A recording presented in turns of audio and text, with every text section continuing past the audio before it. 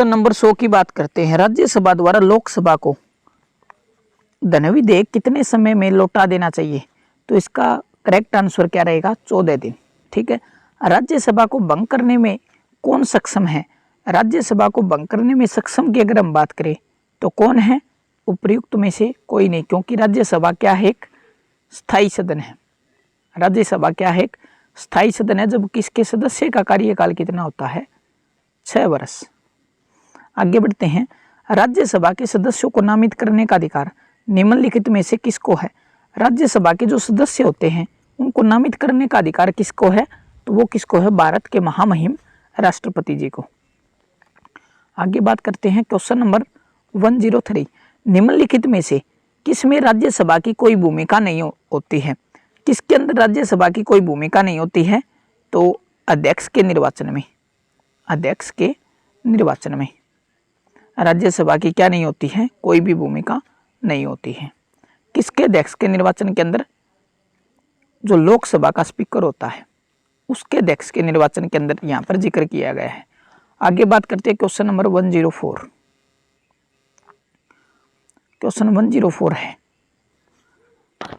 राष्ट्रपति द्वारा राज्यसभा के लिए कला, साहित्य, विज्ञान आदि क्षेत्रों से 12 सदस्यों को मनोनीत करने की व्यवस्था भारतीय संविधान के अनुच्छेद के अंतर्गत आता है। तो वो अकॉर्डिंग टू आर्टिकल कौन सा होता है? आर्टिकल 80। आर्टिकल 80 के अकॉर्डिंग। ठीक। वर्तमान में लोकसभा सदस्यों की प्रभावी संख्या कितनी है? वर्तमान की अगर हम बात करें लोकसभा के जो प्रभावी सदस्य हैं उनकी अगर हम बात करें तो इसके अंदर जो ऑप्शन नंबर ए दे रखा है 545, ये गलत है, लेकिन अब कितना है? अब है 543, यानी 543 है, क्योंकि दो जो राष्ट्रपति मनोनीत करता था उन सदस्यों को अब हटा दिया है, एंग्लो इंडियन वालों को। तो इसका जो करेक्ट आंसर रहेगा वो क्या रहेगा? 543। अधिकतम की अगर पूछे तो कितना हो गया फिर? 550। ठीक। आगे बात करते हैं।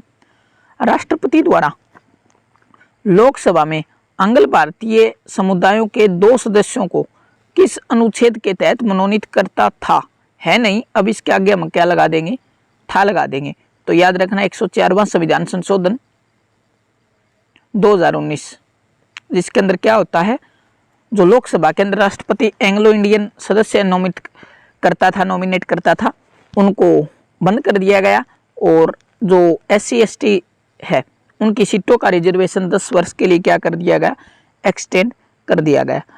तो इसकी अगर हम बात करें क्वेश्चन नंबर 106 का जो करेक्ट आंसर रहेगा वो क्या रहेगा? अनुच्छेद 331। ठीक। अनुच्छेद 331।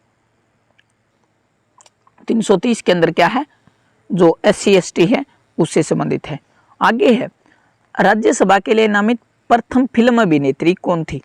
राज्यसभा के लिए नामित प्रथम फिल्म अभिनेत्री की अगर हम बात करें तो कौन थी? नरगिस दत्त। नरगिस दत्त। आगे बात करते हैं, राज्यसभा कब भंग की जा सकती है? राज्यसभा कब भंग की जा सकती है? तो राज्यसभा कभी भी भंग नहीं की जा सकती। तो ऑप्शन नंबर डी इसका क्या रहेगा? बिल्कुल करेक्ट आंसर रहने वाला है। आगे बात करते हैं, लोकसभा में राज्यवार सीटों का आवंटन 1971 की जनगणना पर आधारित है। यह निर्धारण किस वर्ष तक यथावत रहेगा? तो बात करते हैं यह किस वर्ष तक यथावत रहेगा? तो यह 2026 तक। कब तक रहेगा? 2026 तक। लोकसभा के प्रथम आम चुनाव कब हुआ था? लोकसभा के प्रथम आम चुनाव की अगर हम बात करें तो कब होता है? 1952 के अंदर। ठीक। याद रखना 1952 के अंदर। आगे है, कौन सा संवैधानिक संशोधन राज्यों से चुने जाने वाले लोकसभा सदस्यों की संख्या बढ़ाने से संबंधित है? तो कौन सा संविधान संशोधन है वो? तो उसकी अगर हम बात करें कौन सा संविधान संशोधन है वो? 7वां और 31वां संविधान संशोधन। ठीक। ये कब कब होते हैं ये आपको कमेंट सेक्शन में कमेंट करके बताना है। आगे है, संसद के किसी भी सदन के 2 सत्रों के बीच का अंतराल कितना होना चाहिए? कितने महीने से अधिक नहीं होना चाहिए? 6 महीने से अधिक नहीं होना चाहिए। याद रखना BMW। बी से क्या हो गया? बजट सेशन, M से मानसून सेशन, और W से क्या हो गया? Winter session. 3 सेशन साल के अंदर होते हैं। किस राज्य का लोकसभा में राज्यसभा में प्रतिनिधित्व सबसे अधिक है तो किसका है, तो वो है यूपी का। ठीक, लोकसभा की अगर हम बात करें तो कितनी सीटें हैं, 80 सीटें हैं। और राज्यसभा की अगर हम बात करें तो कितनी सीटें हैं, 31 है या 32, कन्फर्म करके बताना। ठीक, आगे बात करते हैं, निम्न में से कौन सा युग्म सही नहीं है। तो ये लोकसभा की सीटों के बारे में पूछ रहा है कि भाई किस राज्य के अंदर कितनी लोकसभा की सीटें हैं, तो कौन सा नहीं है, आंध्र प्रदेश नहीं है इसके अंदर। ठीक, आगे है 31वां संविधान संशोधन अधिनियम द्वारा लोकसभा को अधिकतम सदस्य संख्या कितनी निर्धारित की गई थी, कितनी निर्धारित की गई थी। 115 का जो करेक्ट आंसर रहेगा क्या रहेगा, 545, लेकिन वर्तमान के अंदर क्या है, 543। ठीक, आगे बात करते हैं क्वेश्चन नंबर 116। झारखंड क्षेत्र से लोकसभा के सदस्यों की कुल संख्या है, झारखंड की अगर हम बात करें तो कुल संख्या कितनी है, 20। ठीक, कितनी है, 20। हरियाणा की अगर हम बात करें तो कितनी है, 10। ठीक, दिल्ली की अगर हम बात करें, दिल्ली के अंदर कितने हैं, 7। ठीक, आगे बात करते हैं, लोकसभा में आंग्ल भारतीय समुदाय के 2 सदस्यों को मनोनीत करने की शक्ति किसके पास थी, तो किसके पास थी, भारत के राष्ट्रपति के पास। और आर्टिकल की अगर हम बात करें तो 331। ठीक, लोकसभा में राज्यों को किस आधार पर सीटों आवंटित की गई है, तो ये की गई है जनसंख्या के आधार पर। और जो संविधान सभा के लिए सदस्य चुने गए थे उनके लिए भी सीटें कैसे निर्धारित थी, 10 लाख लोगों पर 1 सीटें थी। ठीक, आगे बात करते हैं 119। वर्तमान में प्रत्येक राज्य के लिए स्थानों का आवंटन आधारित है, वर्तमान के अंदर प्रत्येक राज्य के लिए स्थानों का जो आवंटन है वो किस पर आधारित है, तो वो है 1971 की जनगणना पर। आगे है, लोकसभा के निर्वाचन क्षेत्रों का सीमा निर्धारण पहली बार निम्नलिखित में से किस सन में किया गया था, तो ये किस सन के अंदर किया गया था, ये किया गया था 1972 के अंदर। ठीक, याद रखना 1972। आगे बात करते हैं क्वेश्चन नंबर 121। लोकसभा का चुनाव लड़ने के लिए इच्छुक व्यक्ति की न्यूनतम आयु कितनी होनी चाहिए, 25 वर्ष। राज्यसभा के लिए 30 वर्ष और विधान परिषद के लिए भी, और विधानसभा के लिए भी कितनी, 25 वर्ष। 21 वर्ष की अगर हम बात करें तो जो लोकल गवर्नेंस है उसके लिए कितनी होनी चाहिए, 21 वर्ष। 35 वर्ष राष्ट्रपति और राज्यपाल के लिए। संसद का चुनाव लड़ने के लिए प्रत्याशी की न्यूनतम आयु कितनी होनी चाहिए, संसद का चुनाव लड़ने के लिए कितनी होनी चाहिए, 25 वर्ष। संसद के दोनों सदनों की संयुक्त बैठक को भेजा गया विधेयक कब पारित होना होता है, तो ये कब पारित होना होता है, 123 की अगर हम बात करें, जो करेक्ट आंसर रहेगा क्या रहेगा, उपस्थित सदस्यों के साधारण बहुमत द्वारा। ठीक, साधारण बहुमत द्वारा। शून्यकाल की अगर हम बात करें, शून्यकाल पूरे जो विश्व को देन है वो किसकी देन है, भारत की देन है। ठीक, जो शून्यकाल की अवधारणा है वो किसकी देन है, भारत की देन है। और बात करें हम शून्यकाल क्या है, शून्यकाल की अगर हम बात करें तो ये क्या है शून्यकाल, तो शून्यकाल हो गया जब सदन में अति महत्वपूर्ण मामलों पर विचार होता है शून्यकाल के अंदर। ठीक है, लोकसभा का एक सत्र वर्ष के न्यूनतम कितनी बार बुलाया जाता है, न्यूनतम की अगर हम बात करें तो कितनी बार बुलाया जाता है, 2 बार। ठीक, न्यूनतम 2 बार और 3 बार बुला सकते हैं हम साल के अंदर। ठीक है,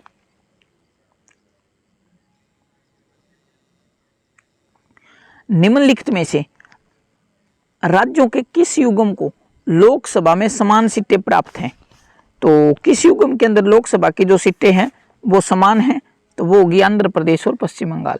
ठीक है, ये वैसे ऐसे क्वेश्चन वनडे एग्जाम के अंदर तो नहीं पूछे जाते, लेकिन अब की बार जो यूपीएससी का एग्जाम हुआ था, यूपीएससी सीएससी का, उसके अंदर जरूर पूछा गया था एक क्वेश्चन ऐसे ही।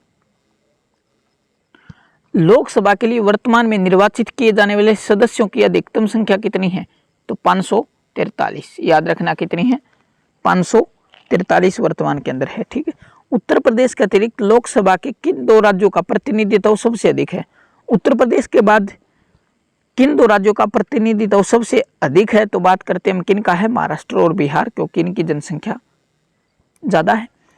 वर्तमान में किस राज्य का लोकसभा में अधिकतम सदस्यों की संख्या के हिसाब से दूसरा स्थान है?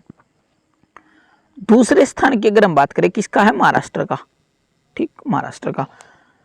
बजट पहले किसके द्वारा पारित किया जाता है? तो बजट के अंदर जो ज्यादा शक्तियां प्राप्त होती है किसके पास? लोकसभा के पास। ठीक, आगे निम्नलिखित लोकसभाओं में से किसने 5 वर्षों से अधिक अवधि तक कार्य किया है? तो कौन सी थी वो? जब इंदिरा गांधी की सरकार थी तो वो 5वीं। ठीक, जब इंदिरा गांधी की सरकार थी उन्होंने इमरजेंसी लगाई थी, उस समय की बात है ये। ठीक, निम्नलिखित में से किस भौगोलिक क्षेत्र को अनुसूचित क्षेत्र घोषित करने का संवैधानिक अधिकार किसको? तो ये राष्ट्रपति को है। ठीक, भारतीय गणतंत्र का वह कौन सा राष्ट्रपति था जो सदा भारत ये धर्मनिरपेक्षता को सर्वधर्म समभाव कहता रहा? तो उसकी अगर हम बात करें तो वो कौन थे? Doctor S Radhakrishnan. ठीक, भारत के पहले राष्ट्रपति के रूप में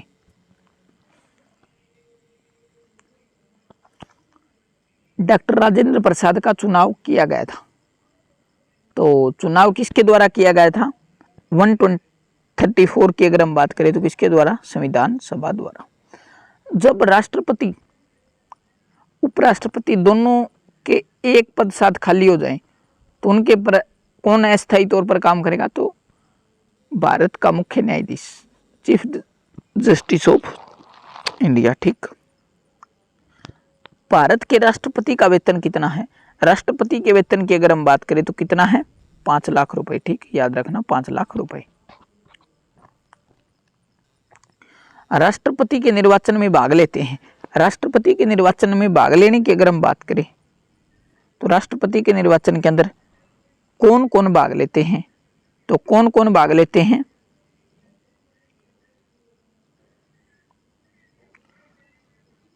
संसद के दोनों सदनों के निर्वाचित सदस्य तथा राज्य और केंद्र शासित प्रदेशों के विधानसभाओं के सदस्य। केंद्र शासित प्रदेश कौन कौन से? दिल्ली और पुदुचेरी। ठीक, याद रखना दिल्ली और पुदुचेरी। आगे बढ़ते हैं। युद्ध की घोषणा या शांति का फैसला करने में कानूनी रूप से सक्षम है।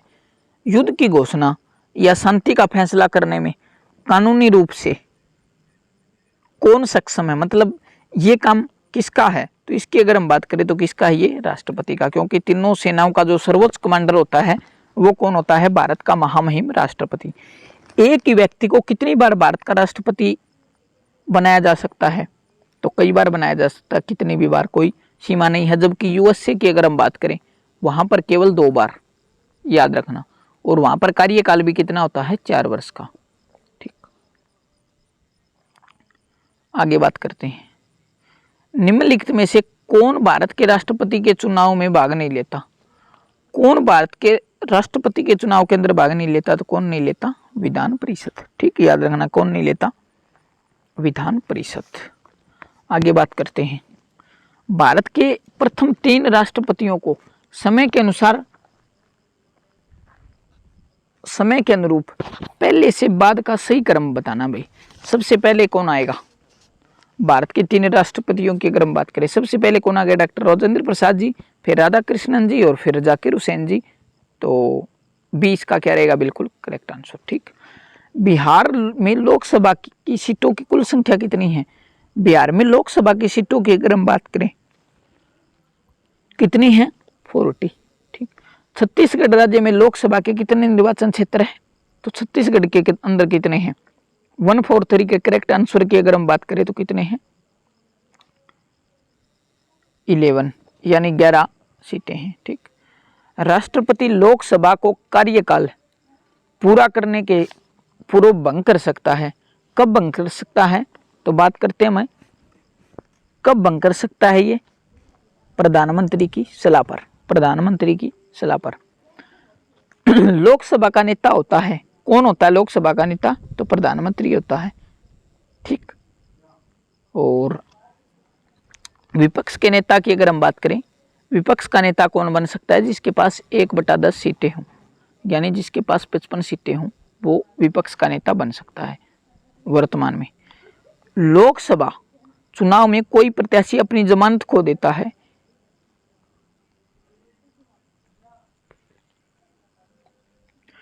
यदि उसे प्राप्त न हो, क्या प्राप्त न हो, तो बात करते हैं हम वैध मतों का 1/3, वैध मतों का 1/4, वैध मतों का 1/5। तो इसका जो करेक्ट आंसर रहेगा वो क्या रहेगा, इनमें से कोई नहीं।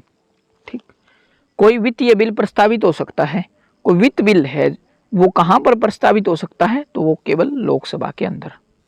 कहाँ पर, केवल लोकसभा के अंदर। किसी विशेष दिन लोकसभा में अधिकतम कितने तारांकित प्रश्न पूछे जा सकते हैं, 148 की अगर हम बात करें तो इसका जो करेक्ट आंसर रहेगा वो क्या रहेगा, 20 क्या रहेगा इसका बिल्कुल करेक्ट आंसर रहने वाला है। ठीक, 20। ठीक, आगे बात करते हैं।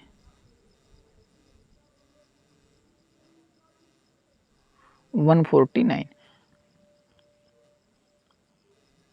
भारत में क्षेत्रफल के हिसाब से सबसे बड़ा संसदीय निर्वाचन क्षेत्र कौन सा है, तो वो है लद्दाख। ठीक, लद्दाख है, लद्दाख।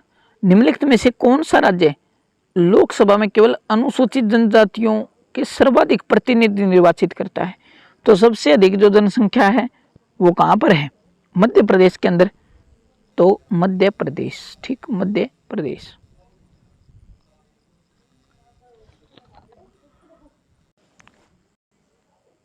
आगे क्वेश्चन है, निम्नलिखित में से निम्नांकित राज्यों में से किसमें अनुसूचित जनजातियों के लिए लोकसभा में स्थान आरक्षित नहीं है, तो किस राज्य के अंदर अनुसूचित जनजातियों के लिए स्थान आरक्षित नहीं है, तो केरल, तमिलनाडु, कर्नाटक, केरल, तमिलनाडु, कर्नाटक, इन सभी के अंदर ही नहीं है। ठीक है, भारत के संविधान में निर्धारित किए गए अनुसार लोकसभा में सदस्यों की अधिकतम संख्या कितनी हो सकती है, तो 550 हो सकती है, लेकिन इसका जो आंसर इन्होंने माना 552, तो 550 कर लीजिएगा इसको। ठीक है, 550। भारत के राष्ट्रपति खालिस्तान के अनुशंसा पर लोकसभा को भंग कर सकते हैं, किसकी अनुशंसा पर भंग कर सकते हैं, तो 153 का जो करेक्ट आंसर रहेगा मंत्रिपरिषद। ठीक, प्रधानमंत्री की नियुक्ति कौन करता है, प्रधानमंत्री की नियुक्ति की अगर हम बात करें तो कौन करता है, भारत का महामहिम राष्ट्रपति। संसदीय तंत्र में वह व्यक्ति प्रधानमंत्री चुना जाता है जो निम्न का नेता होता है, तो वो किसका नेता होता है, निम्न सदन में बहुमत दल का। निम्न सदन का मतलब लोकसभा, लोकसभा का मतलब लोकसभा, और राज्यसभा को क्या बोलते हैं, उच्च सदन। वर्तमान के अंदर ये बताओ आप, राज्यसभा के अंदर सत्ता पक्ष के नेता कौन है, तो कौन है वो, पीयूष गोयल जी। ठीक, पीयूष गोयल, याद रखना। मंत्रिमंडल संघीय की बैठक की अध्यक्षता कौन करता है, मंत्रिमंडल की अध्यक्षता की अगर हम बात करें तो कौन करता है, प्रधानमंत्री जी। भारत के प्रधानमंत्री पद के लिए उम्मीदवार को कम से कम न्यूनतम कितनी उम्र होनी चाहिए, तो इसके लिए जो कम से कम न्यूनतम उम्र कितनी होनी चाहिए, 25 वर्ष। अगर मेंबर किससे है, लोकसभा से है, और वैसे अगर राज्यसभा से कोई चुना जाता है तो उसके लिए उम्र कितनी होनी चाहिए, 30 वर्ष। तो 157 का करेक्ट आंसर क्या रहेगा ये, और चुना जाना हो अगर राज्यसभा से तो कितनी होनी चाहिए, 30 वर्ष। भारत का प्रधानमंत्री चुने जाते हैं,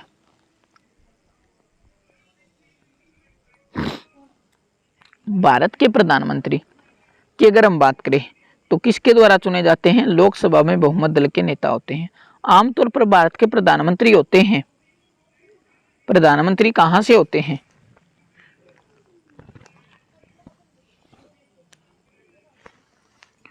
आमतौर पर की अगर हम बात करें तो लोकसभा का सदस्य। वैसे 3 प्रधानमंत्री, 4 प्रधानमंत्री ऐसे रह गए हैं जो कि कहां से थे, राज्यसभा से। ठीक, यदि भारत के प्रधानमंत्री संसद के उच्च सदन का सदस्य है तो वो क्या नहीं कर सकता, वे अविश्वास की स्थिति में अपने पक्ष में क्या नहीं कर सकते, वो वोट नहीं दे सकते हैं। ठीक, निम्न में से कौन सा वक्तव्य सही है? भारत का प्रधानमंत्री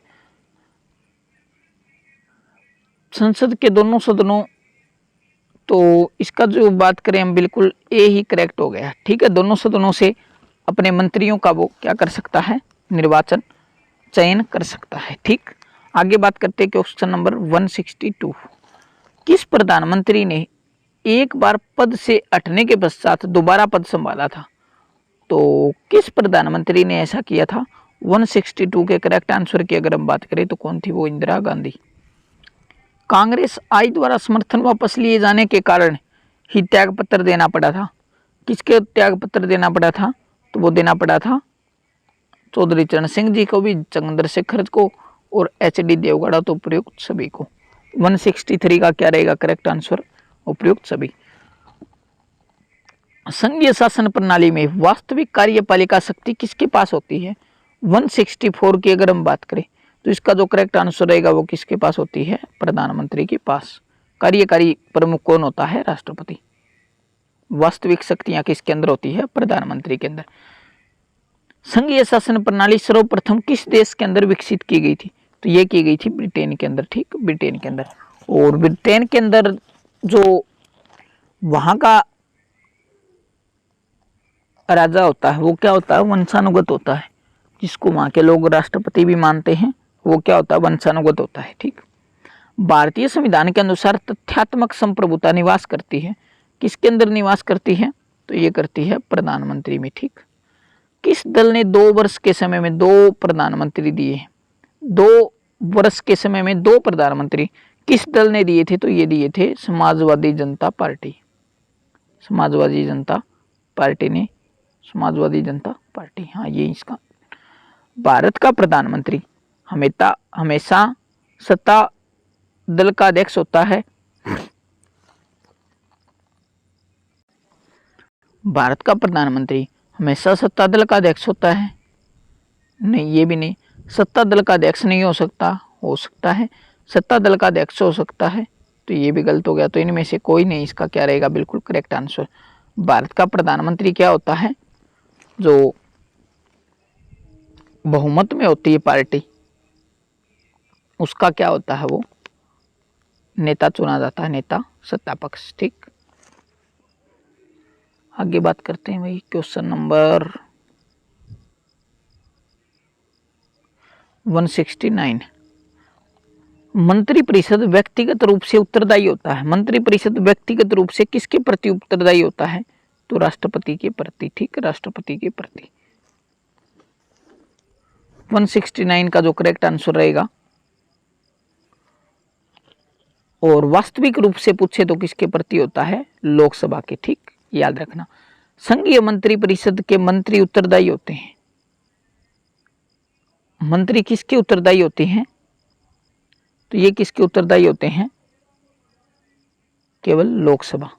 क्योंकि जिस पार्टी की सरकार है उसका लोकसभा के अंदर बहुमत होना बहुत जरूरी है। अगर लोकसभा के अंदर उसका बहुमत नहीं रहा तो सोच लेना सरकार क्या है? अल्पमत में है, और उसको क्या करना पड़ेगा? फिर त्याग पत्र देना पड़ेगा। इसी के साथ अगर बजट प्रस्तुत नहीं कर सकता, बजट प्रस्तुत नहीं हो रहा, तो भी सरकार को क्या करना पड़ेगा? इस्तीफा देना पड़ेगा। अगर बजट लीक हो जाए तो भी क्या करना पड़ेगा? फिर इस्तीफा देना पड़ेगा। ठीक है, भारत के किसी सदन का सदस्य हुए बिना कोई व्यक्ति कितने दिन तक मंत्री पद पर आसीन रह सकता है? तो कितने दिन तक? 6 माह तक, यानी 6 महीने तक वो क्या कर सकता है? मंत्री बन सकता है। मंत्री बन सकता है, मुख्यमंत्री बन सकता है, प्रधानमंत्री भी बन सकता है। ठीक है, लेकिन 6 महीने के बाद उसको क्या करना पड़ेगा? किसी एक सदन का, चाहे वो लोकसभा हो चाहे वो राज्यसभा हो, उसका सदस्य होना उसके लिए बहुत जरूरी है। निम्नलिखित में से कौन सा एक प्रस्ताव भारत में मंत्रिपरिषद रख सकती है?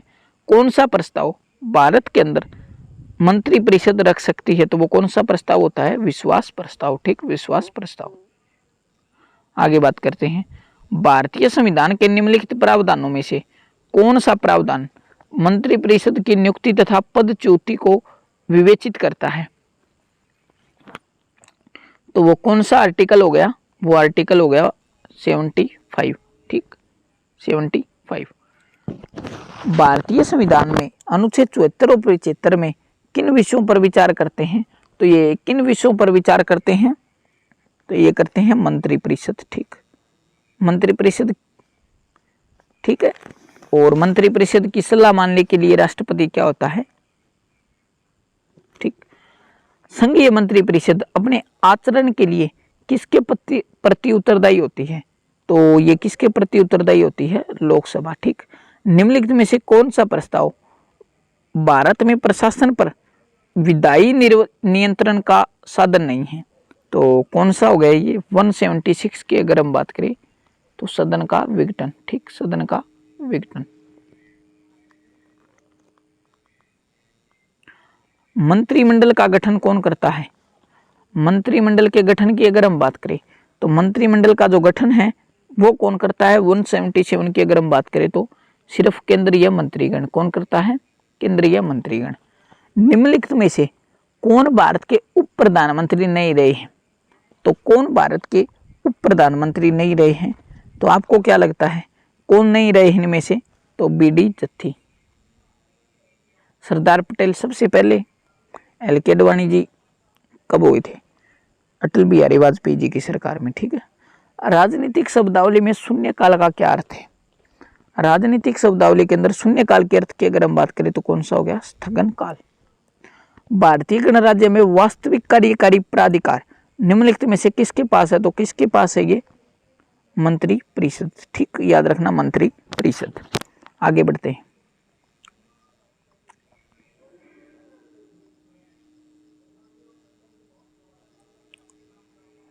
जो व्यक्ति सांसद न हो क्या उसे मंत्री नियुक्त किया जा सकता है, हाँ, पर उसे क्या करना पड़ेगा, 6 महीने के भीतर संसद का क्या बनना पड़ेगा, सदस्य बनना जरूरी है, उसके लिए ये बाध्यकारी है, ठीक।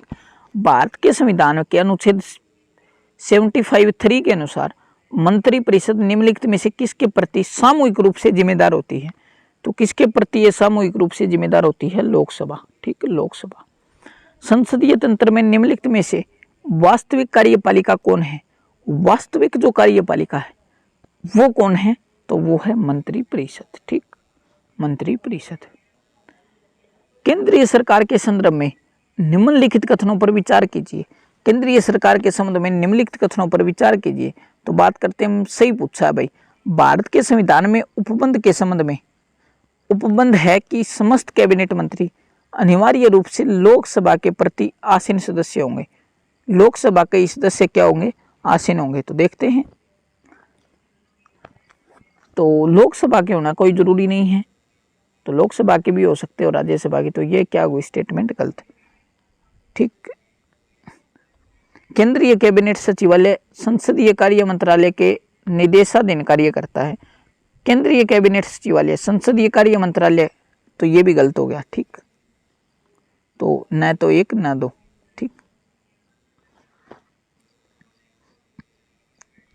केंद्रीय सरकार के संदर्भ में निम्नलिखित कथनों पर विचार कीजिए, केंद्रीय सरकार के संबंध में निम्नलिखित कथनों पर क्या करना है, विचार करना है।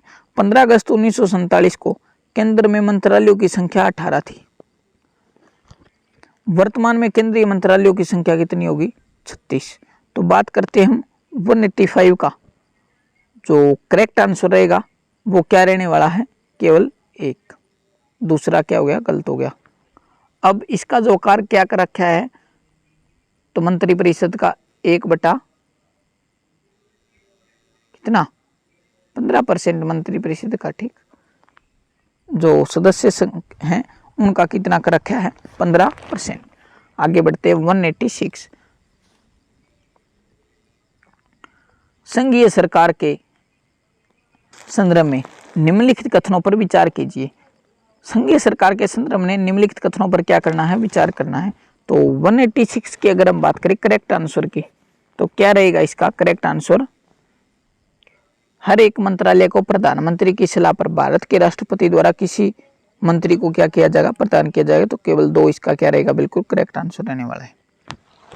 निम्नलिखित कथनों में से कौन भारत के केंद्रीय वित्त मंत्री रह चुके हैं, वित्त मंत्री की अगर हम बात करें तो कौन भारत के, तो प्रणब मुखर्जी, प्रणब मुखर्जी। ठीक, अविभाजित भारत के, ये क्वेश्चन आपके लिए है। अविभाजित भारत के, अविभाजित भारत के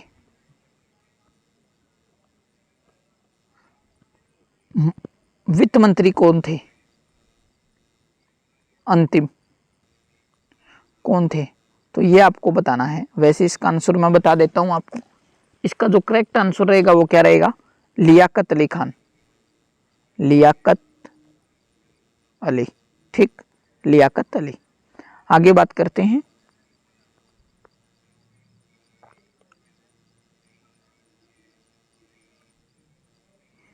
इसके अंदर ये जो हैं सभी रह चुके हैं भाई, वीपी सिंह भी, आर वेंकट रमन, वाई चौहान और प्रणब मुखर्जी। ठीक है, तो केंद्रीय वित्त मंत्री ये सभी रह चुके हैं। और तो इसका जो करेक्ट आंसर रहेगा वो क्या रहेगा? ये मेरे दिमाग से निकल गया था क्वेश्चन, तो क्या आगे ऑप्शन नहीं देखे ना इसके। तो 1, 2, 3 और 4 बिल्कुल क्या है इसका करेक्ट आंसर। ठीक, आगे बात करते हैं 188। निम्नलिखित में से किसे संसद के दोनों सदनों में बोलने, अन्य कार्यवाहियों में सम्मिलित होने तथा किसी भी संसदीय कमेटी का सदस्य होने का अधिकार तो है, परंतु वोट का अधिकार नहीं है। तो वो कौन है? भारत के अटॉर्नी जनरल। आर्टिकल कौन सा? आर्टिकल 76।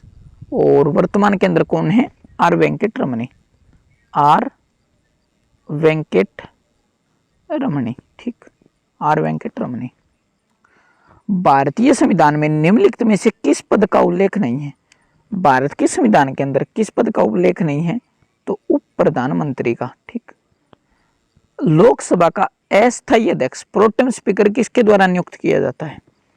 लोकसभा का जो अस्थायी कहीं या प्रोटेम स्पीकर का कौन नियुक्त करता है? तो भारत के राष्ट्रपति के द्वारा। ठीक, एक गैर सदस्य के रूप में संसद के किसी एक सदन की कार्यवाही में भाग ले सकता है। कौन ले सकता है? तो महान्यायवादी। लोकसभा अध्यक्ष अपना त्यागपत्र किसे सौंपता है?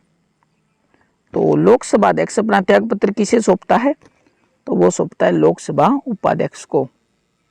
ठीक, लोकसभा का सचिवालय सीधे नियंत्रित होता है, किससे नियंत्रित होता है? तो ये नियंत्रित होता है लोकसभा अध्यक्ष द्वारा, लोकसभा अध्यक्ष द्वारा। ठीक, भारत के अटॉर्नी जनरल महान्यायवादी की नियुक्ति कौन करता है? तो कौन करता है? भारत का राष्ट्रपति। एक तरह से राष्ट्रपति इसका क्या है? माई बाप है। अगर ये राष्ट्रपति चाहे तो इसको हटा सकता है। राष्ट्रपति के प्रसाद पर्यंत ये अपने पद पर क्या करता है? काम करता है। ठीक, आगे बात करते हैं 195। भारत का सॉलिसिटर जनरल होता है। भारत का जो सॉलिसिटर जनरल होता है वो क्या होता है? एक प्रशासनिक अधिकारी, एक प्रशासनिक अधिकारी। ठीक, ये भारत का दूसरा सबसे बड़ा क्या होता है? वकील होता है। आगे बात करते हैं।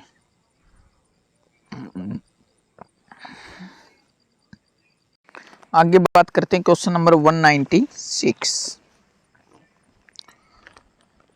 केंद्र सरकार के व्यय को नियंत्रित करने की शक्ति किसमें है? तो ये किसमें है? CAG, controller and auditor general. ठीक, CAG वर्तमान में कौन है? गिरीश चंद्र GC मुर्मू। ठीक, GC मुर्मू। आगे बात करते हैं भारत को कानूनी विषयों पर परामर्श कौन देता है? तो भारत को कानूनी विषयों पर परामर्श देने का काम किसका है? तो भारत के अटॉर्नी जनरल, भारत के अटॉर्नी जनरल। ठीक, ऑप्शन नंबर ए बिल्कुल करेक्ट आंसर रहेगा। ठीक,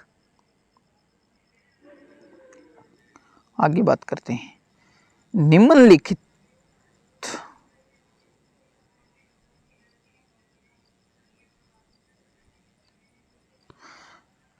क्वेश्चन नंबर 98। लोकसभा अध्यक्ष में के संबंध में निम्न में से कौन सा कथन सही नहीं है? लोकसभा के संबंध की अगर हम बात करें तो कौन सा कथन इनके अंदर सही नहीं है?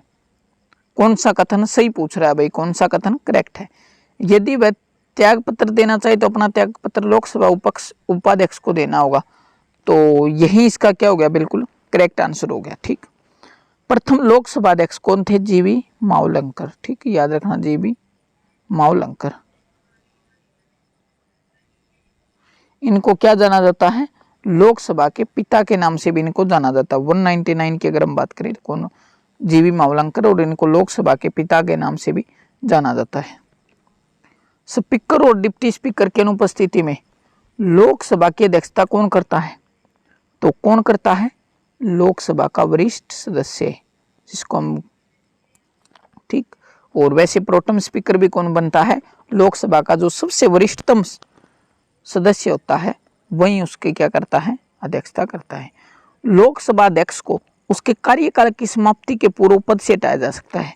किसके द्वारा उसको पद से हटाया जा सकता है? यदि लोकसभा इस आशय का प्रस्ताव पारित कर दे, प्रस्ताव पारित करके उसको क्या पद से हटाया जा सकता है। आगे बढ़ते हैं। लोकसभा के अध्यक्ष का चुनाव किया जाता है। लोकसभा के अध्यक्ष के चुनाव की अगर हम बात करें तो लोकसभा का जो अध्यक्ष होता है उसका चुनाव किसके द्वारा किया जाता है? लोकसभा के सदस्यों द्वारा। ठीक, लोकसभा के सदस्यों द्वारा।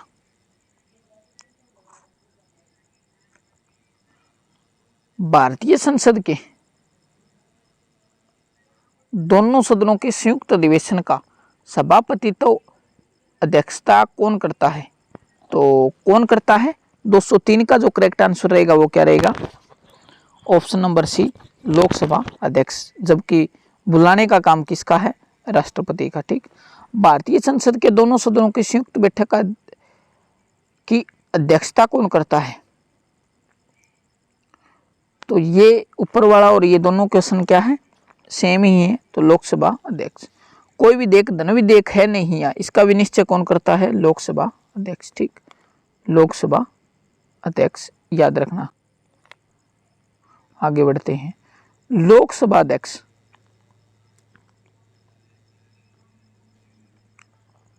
206 की अगर हम बात करें, लोकसभा अध्यक्ष क्या है? राष्ट्रपति ये भी नहीं, प्रधानमंत्री भी नहीं, जो संसद के सदस्य होते हैं उनके द्वारा इसको चुना जाता है। तो इनमें से कोई नहीं इसका रहेगा बिल्कुल करेक्ट। भारत का मुख्य विधि परामर्शदाता कौन है? भारत का जो मुख्य परामर्श विधिदाता कौन है? Attorney general of India, Bharat सरकार का। ठीक, ये 207 का जो करेक्ट आंसर रहेगा वो क्या रहेगा? Option number D. निम्नलिखित में से कौन लोकसभा की कार्यवाहियों में भाग तो ले सकता है किंतु मतदान नहीं कर सकता? वो कौन होता है? Attorney general. Attorney general. Lok Sabha महासचिव, सेक्रेटरी जनरल, जो लोकसभा सचिवालय का प्रमुख होता है, किसके द्वारा नियुक्त किया जाता है? तो ये किसके द्वारा नियुक्त किया जाता है? 209 की अगर हम बात करें, इसका जो करेक्ट आंसर रहेगा वो क्या रहेगा? 209 का जो करेक्ट आंसर रहेगा ऑप्शन नंबर सी, स्पीकर। कौन करेगा? स्पीकर करेगा भाई। ठीक, स्पीकर। प्रथम स्पीकर जिसके खिलाफ लोकसभा में अविश्वास प्रस्ताव लाया गया था वह कौन थे? प्रथम स्पीकर की अगर हम बात करें तो वो कौन थे? के.एम. हेगड़े। के.एम. हेगड़े। वर्तमान में लोकसभा के स्पीकर कौन है? तो वो कौन है? ओम बिरला, जो कि कोटा बूंदी सीट से क्या है? सांसद हैं। ठीक, आगे बात करते हैं। निम्नलिखित में से कौन लोकसभा अध्यक्ष के पद पर 2 अवधियों के लिए निर्वाचित नहीं हुए? इनमें से कौन 2 अवधियों के लिए निर्वाचित नहीं हुए थे? तो बलीराम भगत। बलीराम भगत, याद रखना। ऑप्शन नंबर डी इसका क्या रहेगा? बिल्कुल करेक्ट आंसर।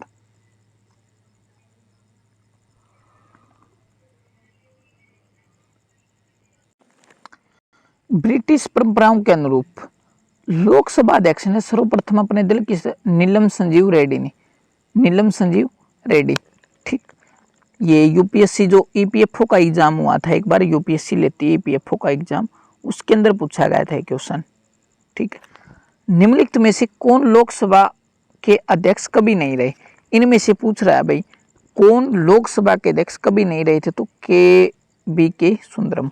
भारतीय संसद के दोनों सदनों की संयुक्त बैठक की अध्यक्षता कौन करता है? तो कौन करता है? लोकसभा स्पीकर। भारतीय संविधान के किस भाग में संघीय न्यायपालिका का उल्लेख है? तो किस भाग के अंदर है? भाग 5 के अंदर। भाग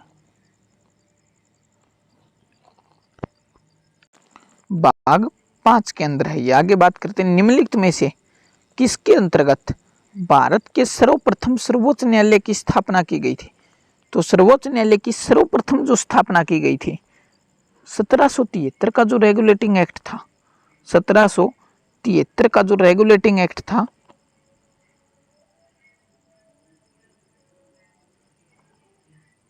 सॉरी, इसका जो करेक्ट आंसर रहेगा वो क्या रहेगा? भारत सरकार अधिनियम 1935। भारत सरकार अधिनियम 1935। ठीक,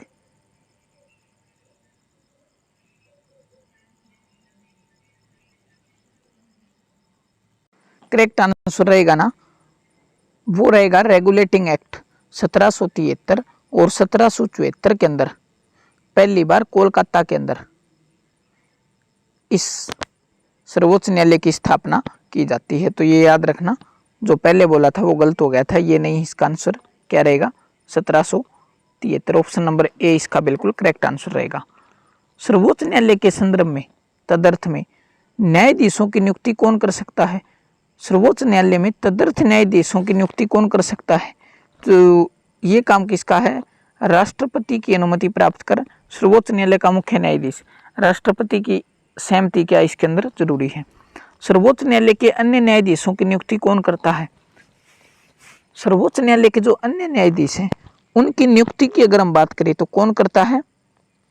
सर्वोच्च न्यायालय के मुख्य न्यायाधीश के परामर्श से राष्ट्रपति। ठीक, और सर्वोच्च न्यायालय का जो मुख्य न्यायाधीश होता है उसको शपथ दिलवाने का काम कौन करता है? तो भारत का राष्ट्रपति। और राष्ट्रपति को शपथ दिलवाने का काम कौन करता है? तो सर्वोच्च न्यायालय का मुख्य न्यायाधीश। आगे है, सर्वोच्च न्यायालय के तदर्थ न्यायाधीश की नियुक्ति होती है जब न्यायालय ने किसी सत्र के लिए न्यायाधीशों का कोरम या गण पूर्ति नहीं होता। वर्तमान की अगर हम बात करें तो कितने न्यायाधीश हैं सुप्रीम कोर्ट के अंदर? 1+33। ठीक, 1+33। जब गठन होता है उस समय 1+7, 1950 के अंदर थी ये। ठीक, 1950। शुरुआत के अंदर कितने थे? 1+2, 3। ठीक, सर्वोच्च न्यायालय में न्यायाधीश नियुक्त होने के लिए व्यक्ति को कम से कम कितने वर्ष उच्च न्यायालय का एडवोकेट होना चाहिए? तो कितने साल? 10 वर्ष। 10 वर्ष। और न्यूनतम आयु कितनी होती है इनकी चुने जाने के लिए? तो न्यूनतम आयु इनके लिए कोई फिक्स नहीं की है। ठीक, न्यूनतम आयु कोई फिक्स नहीं की है। आगे बढ़ते हैं, आगे बात करते हैं। आगे है, भारत के सर्वोच्च न्यायालय का एक न्यायाधीश कितनी उम्र की सेवानिवृत्ति तक अपने पद पर बना रह सकता है? तो कितनी अवधि तक? तो 65 वर्ष। कितनी अवधि तक? 65 वर्ष। ठीक, ठीक, 6 वर्ष या 65 वर्ष, जो भी पहले हो। ठीक, न्यायिक पुनरावलोकन का अधिकार सर्वोच्च न्यायालय को सभी प्रकरणों पर अंतिम अधिकार प्राप्त है। राष्ट्रपति के विरुद्ध दोषारोपण कर सकता है। और बात करें हम, उच्च न्यायालय द्वारा निर्णीत प्रकरणों का समालोचना कर सकता है। किसी भी राज्य में कानून को अवैध घोषित कर सकता है। ये इसका रहेगा बिल्कुल करेक्ट आंसर। ठीक, ये इसका क्या रहेगा? बिल्कुल करेक्ट आंसर रहने वाला है। ठीक, आगे बात करते हैं, निम्नलिखित में से भारत के किस मुख्य न्यायाधीश ने राष्ट्रपति के रूप में काम किया था? तो किसने काम किया था? एम हिदायतुल्ला। ठीक, एम हिदायतुल्ला। 223 का जो करेक्ट आंसर रहेगा वो क्या रहेगा? Justice M Hidayatullah. आगे बात करते हैं अगले क्वेश्चन के बारे में। जब राष्ट्रपति और उपराष्ट्रपति दोनों के पद खाली हों तब उनके पद पर कौन काम करता है? तो भारत का मुख्य न्यायाधीश। सेवानिवृत्ति के पश्चात सर्वोच्च न्यायालय के न्यायाधीश वकालत कर सकते हैं। तो सर्वोच्च न्यायालय के जो न्यायाधीश हैं वो कहाँ पर वकालत कर सकते हैं? तो वो कहीं पर भी नहीं। तो जो 225 का करेक्ट आंसर रहेगा किसी भी न्यायालय में नहीं कर सकते। भारत में न्यायपालिका है भाई, न्यायपालिका क्या है भारत की? स्वतंत्र है, बिल्कुल क्या है? स्वतंत्र। राष्ट्रपति और उपराष्ट्रपति के निर्वाचन में विवाद के मामलों प्रस्तुत किए जाते भारत का उच्चतम न्यायालय, ठीक, अकॉर्डिंग आर्टिकल 71, ठीक। उच्चतम न्यायालय के न्यायिक पुनरीक्षण कार्य का क्या अर्थ है? न्यायिक पुनरीक्षण कार्य के अर्थ की अगर हम बात करें तो इसका जो अर्थ है वो क्या रहेगा? 228 की अगर हम बात करें तो करेक्ट आंसर क्या रहेगा? कानूनों की सांविधिक वैधता का पुनरीक्षण। कानूनों की सांविधिक वैधता क्या क्या हो गया? पुनरीक्षण। सर्वोच्च न्यायालय के जजों का वेतन किससे आहरित होता है?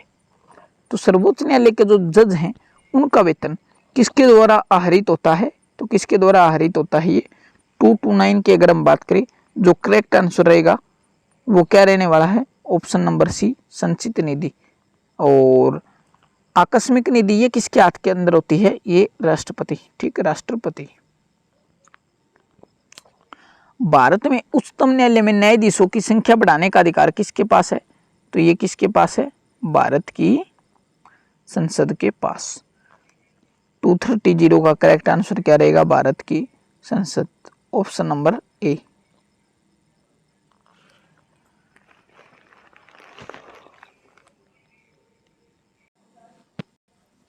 निम्नलिखित में से कौन सी योग्यता सर्वोच्च न्यायालय के न्यायाधीश होने के लिए आवश्यक नहीं है? तो कौन सी नहीं है?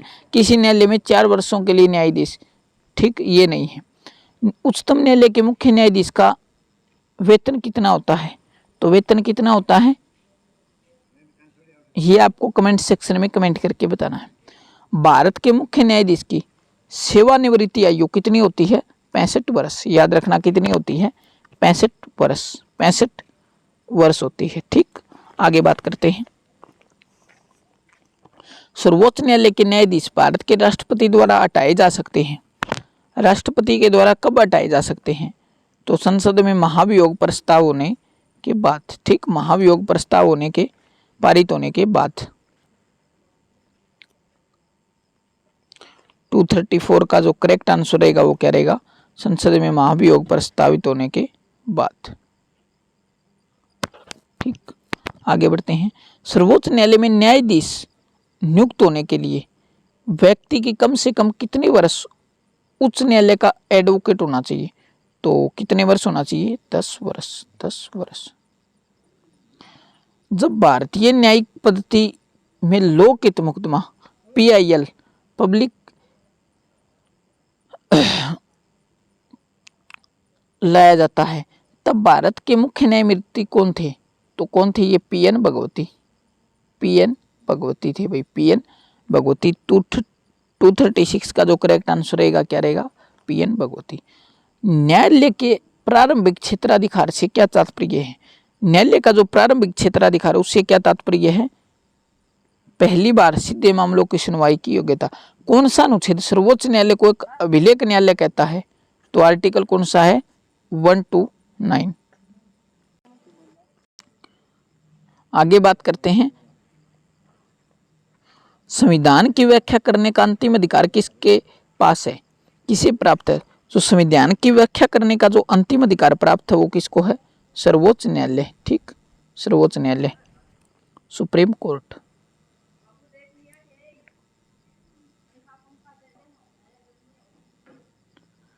किस वाद में सर्वोच्च न्यायालय ने कहा था कि संसद को मूल अधिकार में संशोधन करने की शक्ति प्राप्त है, पर वह संविधान के मूल ढांचे में? तो वो कौन सा था? केशवानंद भारतीवाद, 1970, ठीक। और इसके अंदर 13 जजों की बेंच बैठती है जिसके अंदर 7-6 से फैसला आता है, ठीक, याद रखना ये, ठीक। भारतीय संविधान का कौन सा अनुच्छेद संवैधानिक विवादों में सर्वोच्च न्यायालय के अपीलीय क्षेत्राधिकार से संबंधित है? तो कौन सा अधिकार है वो? तो 241 का जो करेक्ट आंसर रहेगा वो क्या रहेगा? ऑप्शन नंबर सी, आर्टिकल 134 को मिलाकर 132 को पढ़ना, ठीक। सी इसका क्या रहेगा? बिल्कुल करेक्ट आंसर रहने वाला है। आगे बात करते हैं, केंद्र और राज्यों के बीच होने वाले विवादों का निर्णय कराने के लिए उच्चतम न्यायालय की शक्ति आती है इसकी मूल अधिकारिता के अंतर्गत। ठीक, इसके मूल अधिकारिता के अंतर्गत भारत का उच्चतम न्यायालय कानूनी तथ्य के मामले में राष्ट्रपति को परामर्श देता है। कब परामर्श देता है? तभी जब वह परामर्श के लिए कहता है। राष्ट्रीय मानवाधिकार आयोग के अधिनियम 1993 के अनुसार निम्नलिखित में से कौन सा एक का इस आयोग का अध्यक्ष बन सकता है? तो कौन बन सकता है? पहले तो ये था, लेकिन अब इसके अंदर क्या कर दिया है, सुप्रीम कोर्ट से सेवानिवृत्त कोई भी न्यायाधीश इसके अंदर बन सकता है। ठीक है, तो सुप्रीम कोर्ट का रिटायर्ड कोई भी न्यायाधीश इसका क्या बन सकता है, हेड बन सकता है। सर्वोच्च न्यायालय ने संविधान की आधारभूत संरचना की घोषणा किस मामले में की थी? तो केशवानंद भारती वाद। ठीक, केशवानंद भारती वाद, बेसिक स्ट्रक्चर ऑफ कॉन्स्टिट्यूशन। ठीक, याद रखना। निम्नलिखित में से उच्चतम न्यायालय की सबसे पहली महिला न्यायाधीश कौन थी? तो उच्चतम न्यायालय के सबसे पहली जो महिला न्यायाधीश थी वो कौन थी? फातिमा बीबी। ठीक, फातिमा बीबी। निम्नलिखित में से किस मामले में उच्च न्यायालय व उच्चतम न्यायालय दोनों की अधिकारिता में आते हैं? तो क्या आते हैं दोनों की अधिकारिता के अंदर? 247 का जो करेक्ट आंसर रहेगा मूल अधिकार का संरक्षण। मूल अधिकार का संरक्षण इसका क्या रहेगा? बिल्कुल करेक्ट आंसर रहने वाला है। आगे बढ़ते हैं अगले क्वेश्चन की तरफ।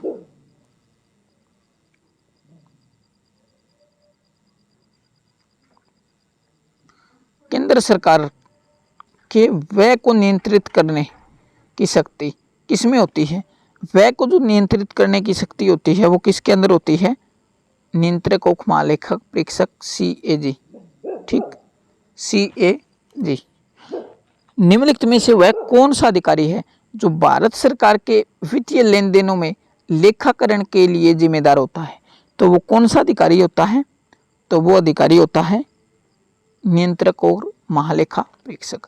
भारत का नियंत्रक महालेखा परीक्षक CAG किसके लिए मुख्य लेखा परीक्षक के रूप में काम करता है? तो किसके लिए करता है ये? 250 के करेक्ट आंसर की अगर हम बात करें तो किसके लिए करता है ये? संघ तथा राज्य सरकार के लिए। संघ तथा राज्य सरकार के लिए ये काम करता है। आगे बात करते हैं, भारत के नियंत्रक एवं महालेखा परीक्षक की नियुक्ति किसके द्वारा की जाती है?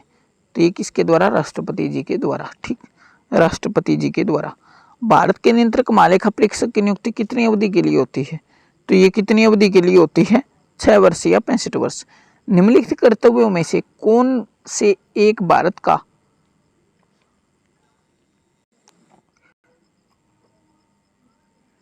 नियंत्रक एवं महालेखा परीक्षक द्वारा पालन नहीं किया जाता?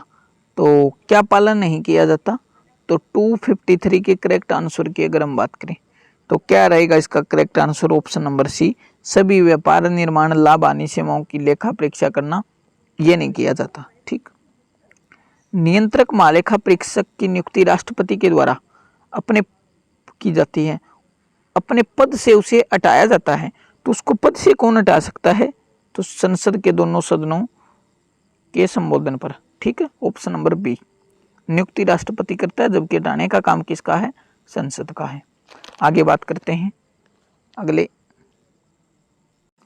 आगे है, निम्नलिखित में से वह कौन सी समिति है जिसमें राज्यसभा कोई सदस्य नहीं होता? तो वह कौन सी होती है? एस्टीमेट कमेटी, प्राकलन समिति। लोक समिति के अंदर कितने होते हैं? 22 सदस्य, 15+7। ठीक, और इसके अंदर भी कितने होते हैं? 15+7। ठीक, निम्नलिखित में से कौन सा सार्वजनिक नेक व्यय पर संसदीय नियंत्रण का अंग नहीं है? 257 के करेक्ट आंसर की अगर हम बात करें तो क्या रहेगा इसका जो करेक्ट आंसर रहेगा? ऑप्शन नंबर B, भारत का नियंत्रक एवं महालेखा परीक्षक। प्राकलन समिति के सदस्य चुने जाते हैं केवल लोकसभा से। ठीक, याद रखना, केवल लोकसभा। भारत के नियंत्रक और महालेखा परीक्षक की रिपोर्ट को समीक्षा करने वाली समिति का क्या नाम है? तो वो कौन सी होती है? 259 का जो करेक्ट आंसर लोक लेखा समिति। ठीक। भारत के महान्यायवादी के विषय में निम्नलिखित कथनों पर विचार कीजिए। महान्यायवादी की अगर हम बात करें, भाई कौन सा सही बताना है इसके अंदर। 260 की अगर हम बात करें, 260 का जो करेक्ट आंसर रहेगा वो क्या रहेगा, ऑप्शन नंबर ए। 1 और 2 क्या दोनों है सही। भारत के प्रथम विधि अधिकारी के रूप में कौन जाना जाता है। भारत के प्रथम विधि अधिकारी के रूप की अगर हम बात करें तो कौन जाना जाता है, तो ये भारत का महान्यायवादी। ठीक। कानूनी विषयों पर राज्य सरकार को कौन परामर्श देता है, तो कानूनी विषयों की अगर हम बात करें तो कौन परामर्श देता है, एडवोकेट जनरल। ठीक। राज्य सरकार का सबसे बड़ा वकील एडवोकेट जनरल, और केंद्र सरकार की अगर हम बात करें तो कौन होता है, अटॉर्नी जनरल। किसी राज्य का उच्चतम विधि अधिकारी कौन होता है, एडवोकेट जनरल। ठीक, एडवोकेट जनरल। मुख्य सतर्कता आयुक्त की नियुक्ति कौन करता है। मुख्य सतर्कता आयुक्त की नियुक्ति की अगर हम बात करें तो कौन करता है, राष्ट्रपति। जिला कलेक्टर किस अधिकारी के अधीनस्थ कार्य करता है, तो ये किसके अधीनस्थ कार्य करता है, तो ये संभागायुक्त। ठीक, संभागायुक्त। भारत सरकार के सर्वोच्च शासकीय अधिकारी कौन है, तो कौन होते हैं, मंत्रिमंडलीय सचिव, कैबिनेट सचिव। ठीक, कैबिनेट सचिव जिसको हम बोलते हैं। निम्नलिखित कर्तव्यों में से कौन से एक का भारत के नियंत्रण एवं आलेखा प्रेक्षक द्वारा पालन नहीं किया जाता। 267 की अगर हम बात करें तो क्या रहेगा इसका करेक्ट आंसर 267 का, तो ऑप्शन नंबर सी, सभी व्यापार, निर्माण, लाभ हानि लेखाओं को परीक्षण करना और उनके संबंध में क्या करना, प्रतिवेदन प्रस्तुत करना। ठीक। नियंत्रक एवं आलेखा परीक्षक की नियुक्ति राष्ट्रपति के द्वारा की जाती है। अपने पद से उसे हटाया जाता है तो संसद के दोनों सदनों, ठीक है, संबोधन पर। ठीक, संसद के दोनों सदनों के संबोधन पर उसको हटाया जा सकता है। निम्नलिखित में से कौन भारत का कंसोलिडेटेड फंड का नियंत्रण पर्यवेक्षण करता है, तो कौन करता है, तो ये करती है संसद। राज्यसभा में उपसभापति का चुनाव करते हैं। राज्यसभा के उपसभापति के चुनाव की अगर हम बात करें तो कौन राज्यसभा के उपसभापति का चुनाव करते हैं, तो राज्यसभा के सदस्य। कौन करते हैं, राज्यसभा के सदस्य। भारत के राष्ट्रपति द्वारा प्रधानमंत्री की नियुक्ति की जाती है कितने वर्ष के लिए, तो 5। 271 का जो करेक्ट आंसर रहेगा, कोई निश्चित अवधि के लिए नहीं। जब तक सरकार बहुमत में है तब तक तो सत्ता में है, अगर बहुमत चला गया तो सत्ता भी चली गई, तो कोई नियमित कार्यकाल नहीं होता। ठीक, आगे बात करते हैं। Question number 272। राज्यसभा धन विधेयक को निश्चित अवधि से अधिक समय तक नहीं रोक सकती, तो वो जो निश्चित अवधि है वो कितनी है, 14 दिन। राज्यसभा के कितने सदस्य राष्ट्रपति द्वारा मनोनीत किए जाते हैं, 12।